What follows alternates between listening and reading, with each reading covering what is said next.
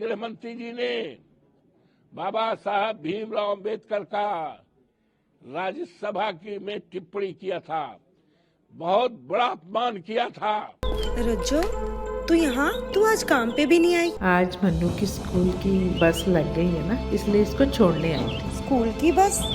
पर तेरा मन्नू तो सरकारी स्कूल में पढ़ता है ना? हाँ जी दीदी, अब सरकारी स्कूलों में 200 बसें चल पड़ेंगी, जिसका फायदा मेरे मन्नू जैसे 10,000 बच्चों को होगा। सरकारी स्कूलों नू भी बहुत शानदार बसां असीं देवांगे। पहले बैच वास्ते 20,000 बच्चे दा असीं प्रबंध कर रहे हैं।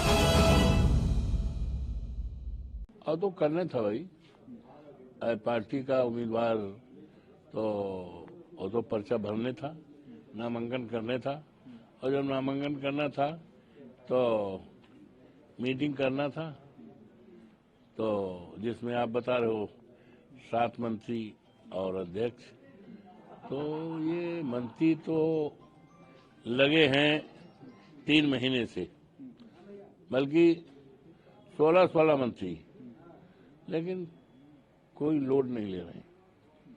उनका कोई मतलब नहीं है, कोई मतलब नहीं है चुनाव में।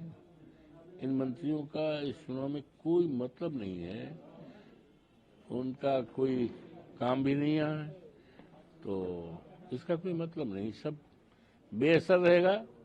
और वहां के और सबसे बड़ा मुद्दा, हमारे देश के गृह मंत्री जी ने बाबा साहब भीमराव अंबेडकर का राज्यसभा की में टिप्पणी किया था, बहुत बड़ा अपमान किया था।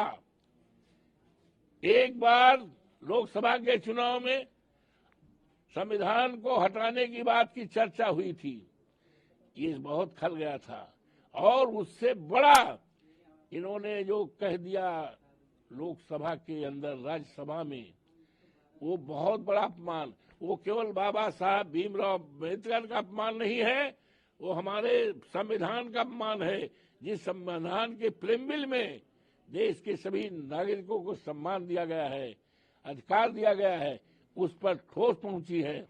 और इस देश के करोड़ों करोड़ों दलितों, पिछड़ों और जिनको सम्मान मिला है, उनको आघात हुआ है। ये चुनाव का मुद्दा है। लोगों ने ठान लिया है कि हमारा संविधान, हमारे बाबा साहब भीमराव अंबेडकर का जो अपमान किया है, उस अपमान का बदला हम मिल्कीपुर से करेंगे। और मिल्कीपुर में भारतीय जनता पार्टी का जो भी उम्मीदवार लड़ेगा, उसकी हम जमानत जब्त करा देंगे, एक इतिहास करेंगे, सारे देश दुनिया में जाएगा।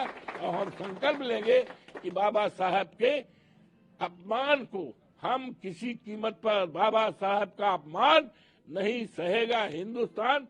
इसको सामने रखकर हम इनकी जमानत जब्त करेंगे। एक नया इतिहास, जिस तरह से अवधेश प्रसाद को अयोध्या जनपद की लोकसभा फैजाबाद की सीट जिता करके सारे देश और दुनिया में हमने इतिहास और चर्चा बनाया है, उसी तरह से अजीत प्रसाद जो समाजवादी पार्टी का उम्मीदवार है, इंडिया गठबंधन का उम्मीदवार है, पीडीआई का उम्मीदवार है, उसको इतने वोट से जिताएंगे, सारे देश और दुनिया में चर्चा होगी, सम्मान होगी। और वहीं से शुरुआत होगी कि 27 में जब चुनाव होगा विधानसभा का, तो प्रदेश में माननीय अखिलेश यादव जी के नेतृत्व में इंडिया गठबंधन की और समाजवादी पार्टी की सरकार बनेगी।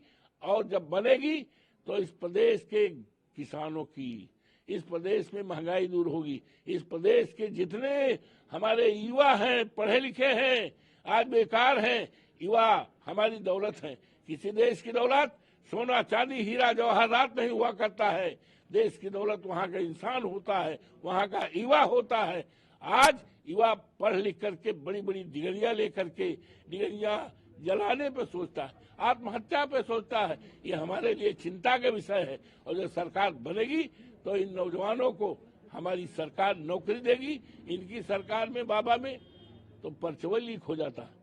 ये बहुत बड़ा मुद्दे हैं, और मुद्दे ही मुद्दे हैं। इन्होंने कोई काम नहीं किया है। इसीलिए जो आपने कहा ना अभी कि 7 मंत्री आए, अरे भाई 7 मंत्री आए तो वही से अंदाजा लगा लियो कि डरमा है, दहशत में है। इनका सबका जानकारी हो गए भाई कि यहाँ पर भारतीय जनता पार्टी समाप्त प्राय है। और समाजवादी पार्टी का उम्मीदवार, इंडिया गठबंधन का उम्मीदवार, और हमें सारे कार्यकर्ता जितने हैं, सारे जितने नेता हैं समाजवादी पार्टी के और कांग्रेस के, सब लोग एक राय होकर एक मन बना करके पूरी तरह से चुनाव लग गए हैं। चुनाव बहुत अच्छा होगा और ये चुनाव इतिहास बनाएगा देश दुनिया में। ऐसा है, बीजेपी क्या कहती है, पूरा देश और प्रदेश अच्छी तरह से सुन रहे हैं और समझ रहे हैं कि बीजेपी तो फर्जी आंकड़ों पर और रेत की दीवार पर चल रही है। रेत की दीवार ज्यादा दिन से टिकाऊ नहीं होती है। इनका ध्वस्तीकरण होगा, इनकी सफाया होगा। ये जनता जनार्दन ने, देवतुल्य मतदाताओं ने तय कर लिया। हमसे जुड़े रहने के लिए हमारे YouTube चैनल को सब्सक्राइब करें और नई वीडियो की नोटिफिकेशन के लिए बेल आइकॉन को दबाएं। अगर आप ये वीडियो Facebook पर देख रहे हैं तो लाइक जरूर करें और ज्यादा से ज्यादा शेयर करें। धन्यवाद।